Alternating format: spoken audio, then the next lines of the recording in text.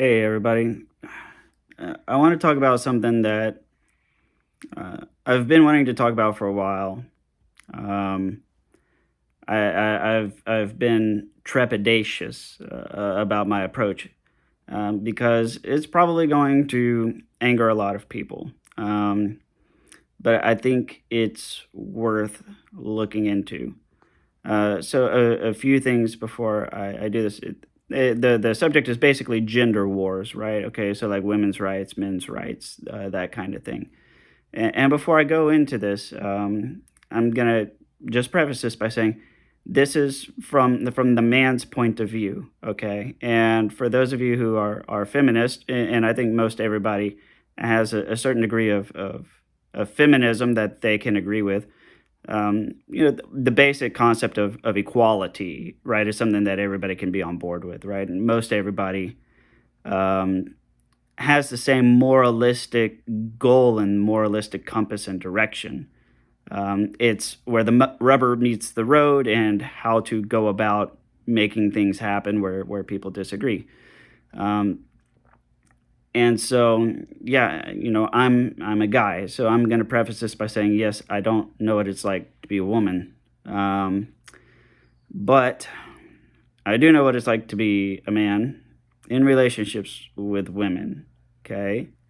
Um, there is this um, seemingly firmly held belief that the female experience is so far removed from the male experience that men just can't ever really fully under fully understand or appreciate what it is to be a woman, what it means to be a woman, in a male-dominated society, patriarchy, all of that, right? It's difficult to be a woman in the workplace, around in the office, because if you speak up, you're being pushy. If you're quiet, you're being mousy. You're being judged and on all these different things, right? Um, Cat calling, victim blaming, slut shaming, all of that stuff, right? The perception that, yeah, men just want to sleep with everything that walks and that men are players. And whenever a man sleeps around, he's a champion, he's awesome, he's a player. But whenever a woman does it, she's a whore, she's a slut, she's a prostitute. When women get raped, there's the issue of questioning, what was she doing, what was she wearing, was she asking for it, slut shaming, well, you shouldn't have worn that dress, that kind of stuff, right?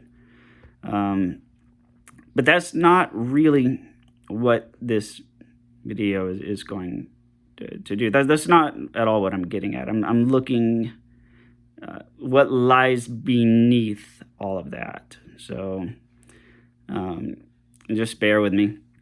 So I recognize that the experience of women is so far removed from the male experience that men can't fully understand it or recognize it. Um, there's a good quote about this that says, in mathematics, there's a law of mathematics that says, in geometry, the distance from point A to point B must also equal the distance from point B to point A, right? So it's like it's a reflective property. So with that in mind, if the female experience is so far removed from the male experience that men cannot hope to fully understand it or grasp it, well, then the opposite must also be true, that the male experience is so far removed from the female experience that the male experience is it's virtually impossible for women to fully understand the female experience, right? So men don't understand women. Cool, great, we got it. But women don't really understand men a whole lot either. And this is apparent and true uh, in all the anecdotal evidence where it's like, there he goes. Boys will be boys and men will be men, right? And he's just being a guy, right? Ladies, how many times has your husband done something that you don't understand? Like, how the hell can he open the refrigerator and not see the mayonnaise jar directly in front of him? But then, let's say on a hunting trip, he's like, "Oh wow, check out that buck 800 yards away," and it's like, how did you even see that? You don't see the mayonnaise in front of you, but you can see a buck 800 yards away. How does that even work, right? So there's a lot of differences that are there that I want to talk about. Um, and that's this. So, ladies and gentlemen both, we have to understand one very, very fundamental concept, and that is where there's gender friction, there are contributions from both genders that create that friction. Okay? It's never just one gender making things difficult for the other gender.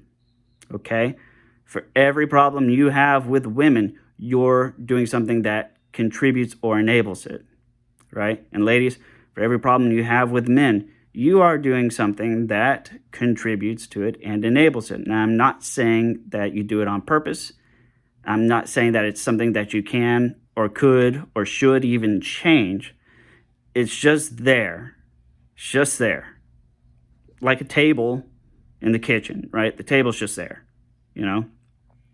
So we have to recognize that whenever we have friction between the men and women, and men's rights, women's rights, and all of that thing, it's not adversarial. We're both contributing something to the friction. You know, if I used to teach physics, so I can tell you that friction is an interaction between two unlike surfaces. You can even have friction between two like surfaces, right? So the friction is caused by the interaction of two materials, two surfaces, two objects, whatever, okay? So wherever there is friction in life comes from two sides. That's unavoidable, okay? You have to account for it. Now, what I want to bring up to people's minds is the things that people do not talk about so much, okay? I want to look at the Harvey Weinstein case and the Johnny Depp case. And I'm not going to dive too deep into these, but there's one where a man is being demonized and the other one where a woman's being demonized. And I just want to highlight some of these points. Okay, so in the case of Harvey Weinstein, or Weinstein, whatever you want to call him, okay, the conviction was very fair. The guy was abusing his power as a producer, sleeping with a lot of women for the basically you sleep with him, he'll give you a part and you can have a career as an actress, right? So the path to having a career involves sleeping with Harvey Weinstein, whatever you want to call him, okay? There were some very, very clear instances of rape, right, where he did rape people, right? That has to be acknowledged and admitted. And I think his conviction, again, was fair, because if you broke the law, you broke the law. You pushed the envelope too far. You did something bad. You should pay the price. And he is. And I support that. But what nobody is talking about is, how did this start? What brought this all up? Because you can't just be an ugly guy in Hollywood and from day one set that out as your terms, like, hey, I'm ugly and I'm a producer, but if you fuck me, I will give you a part. You can't just do that, right? So how do you get that power? That power comes from, ladies, you're not going to want to hear this, okay? Harvey Weinstein had the power that he abused was a power that was given to him by all the women who were willing to voluntarily sleep with him so that they could have the career that they wanted to have as an actress, right? Instead of a career that did not involve compromising their morals, or instead of pursuing a career that more readily rewards merit, okay? So the way that this situation got amplified and grew over the years was a chicken and an egg kind of cycle. It's a cycle that grows, right? You had women who were willing to sleep with the producer to get ahead of their competition. Not all of these women were the best actresses in the world, that's for sure. And you have to look at it like this. So, the act of sleeping with Harvey Weinstein to get your career robbed all the other women who were well-deserving actresses, well-talented actresses, the women who had the morals to not engage in such an activity, such something so gross.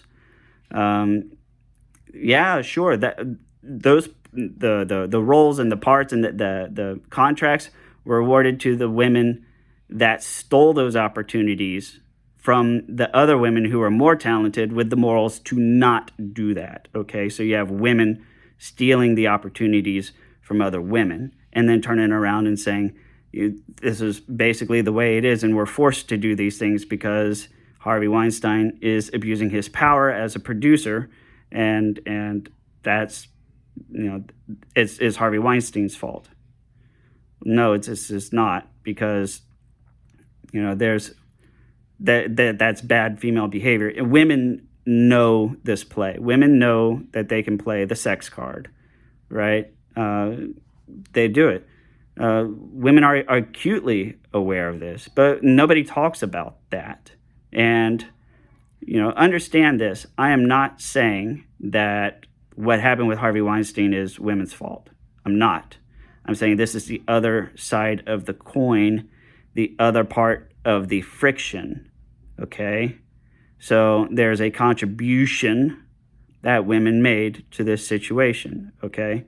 If you're a woman and you're having drinks with Harvey Weinstein, who has a history of sleeping with women to give them roles in movies and start their careers, when it's 3 o'clock in the morning and Harvey Weinstein says, let's go up to my hotel room and talk about the upcoming role in this movie, nobody talks business. Nobody talks about opening a script and going over the plans for a multi-million-dollar movie seriously at 3 o'clock in the morning after having a shitload of drinks.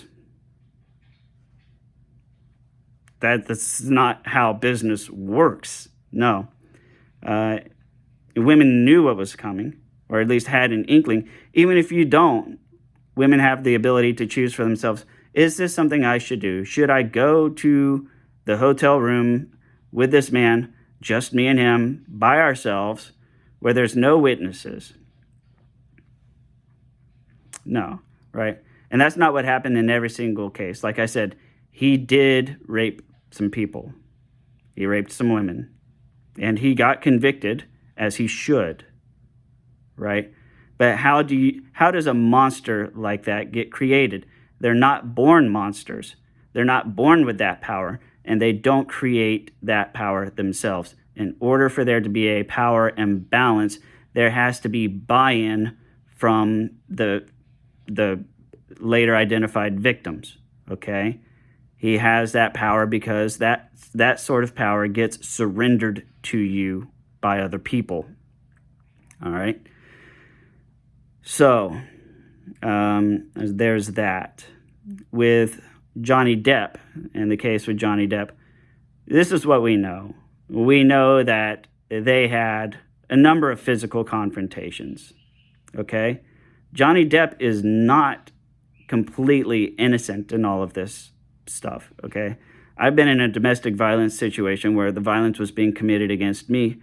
I left, and I did not go back, because at that point, I knew that I would be the one ending up in jail, even though it wasn't being started by me.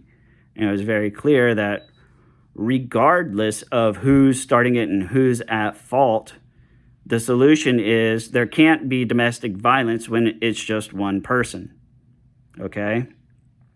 Johnny Depp's mistake was to continually put himself in the presence of Amber Heard, who had already been physically violent with him. And he continued to expose himself to, he continued to expose himself to that type of behavior. And did he participate in some of it? Probably. To what degree? We don't know. But it's never safe to assume, and this is the thing, this is the takeaway. When there's gender friction in relationships and sex and all of these things, there is no concept of one person is innocent, one person is guilty. That does not exist in this world. It doesn't. Okay? You cannot have one person who is innocent, one person who is guilty. It doesn't work like that. Courts are forced to make that kind of decision, but in truth, bad relationship situations do not happen because one person is completely innocent and one person is completely guilty. It's a combination of both. Both people have a certain percentage of innocence and a percentage of guilt. It can be a very small percentage, but it's still there. In the extreme case of a woman jogging late at night on a jogging trail and a rapist jumps out of the bushes and rapes her, she didn't do anything to deserve that. But she also did it knowing that there are risks of being a woman jogging late at night on a jogging trail when there are not people around. So it was a risk that she understood and a risk that she chose to accept to go jogging. Does that mean she's guilty? Does that mean that she deserved it? No, it doesn't. It means that she's 99 point some arbitrary number innocent, and then some very small decimal number guilt, in the sense that she knew the risks, she understood those risks, or she just was not considering those risks at the time, or she just thought that it would not happen.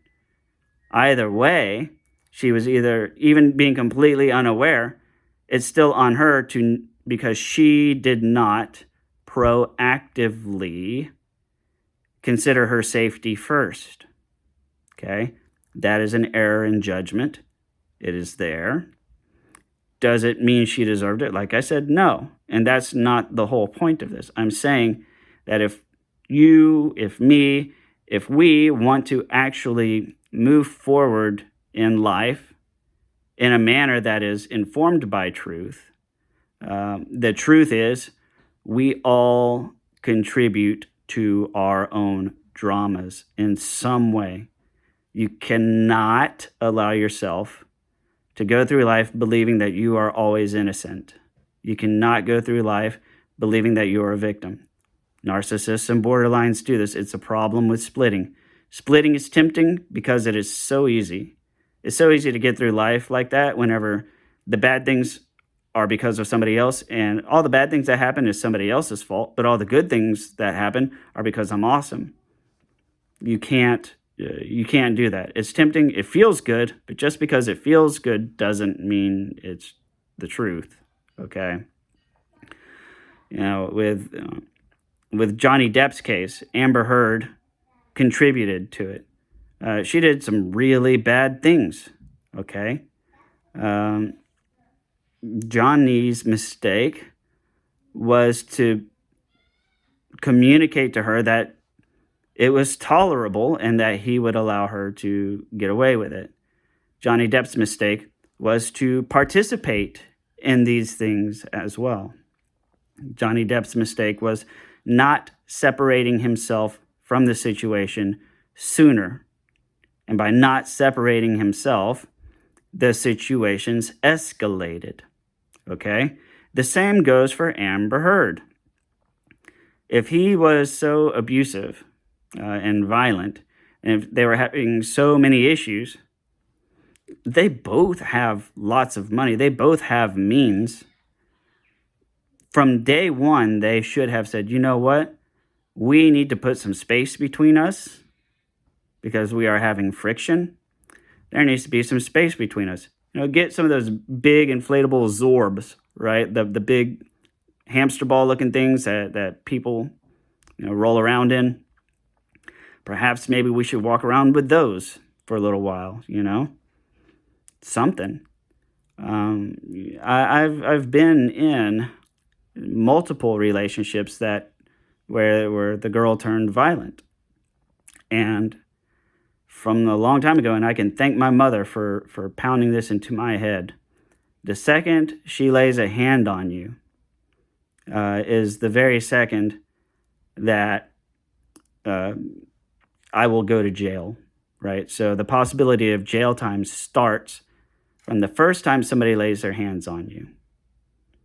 Because once they cross that boundary, they will cross it again. Violence in a relationship is not one of these things that happens once and then never again. It's not.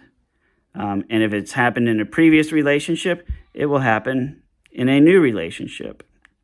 Okay? So you have to really, really understand these concepts. It is better and easier to live in a van down by the river than it is to survive in a jail cell, especially if you're a man with domestic violence charges. So there's that. So all of this to say, when we see these headlines about gender violence and men's rights and women's rights and feminism and misogyny and misandry, it's not people get into a contest. They get into a contest of saying, well, you just don't understand this. You don't, blah, blah, blah, this, that, or the other. It's always the viewpoint of one gender pointing the finger at the other gender. And somewhere along the way, we decided that this is the way it should be, that this is okay. We've lost the ability for introspection and to say, well, these things don't just happen because of the faults of somebody else. What have I contributed to the situation? And that is a much, much more difficult thing to do. It's far more unpleasant, okay? But you have to acknowledge your contributions if you want to grow and if you want to put an end to these cycles. It is not going to happen any other way. You have to recognize that people who have power because it was surrendered to them by the so-called victims, okay? If you're in a domestic violence and domestic abuse situation and you've been in more than one, it's because you have chosen, either knowingly or unknowingly, but your choices and your decisions have led to that being possible. By not leaving a relationship before it gets to that point, or by continuing to stay in the relationship after it gets to that point, right? Because there's no such thing as being on a honeymoon high and everything's kittens and glitter and unicorns, and then all of a sudden, what time is it? 7:30? Time to beat you up. No, it doesn't happen like that. It happens over time, and you have to acknowledge that. Anyways, it's just food for thought. Do please like, comment, or share. Like I said in the very beginning, I understand this is an unpleasant topic to talk about. And if you made it this far, hey, props to you, because that means that this message was really meant for you if you're still here. Okay, if you're not still watching this, well, then maybe it wasn't meant for you, but that's okay because you figured that out a long time ago and stopped watching. So, as always, join the discussion on Facebook. The group is Narcissistectomy, same spelling as the channel. There's just one. It's not a real word, so it's pretty easy to find. Sound off in the comments. Let me know what you think. I'd like to hear from you. I like chatting with you guys. So, as always, do please like, comment, or share. Come see me on Facebook, and I'll see you on the next video.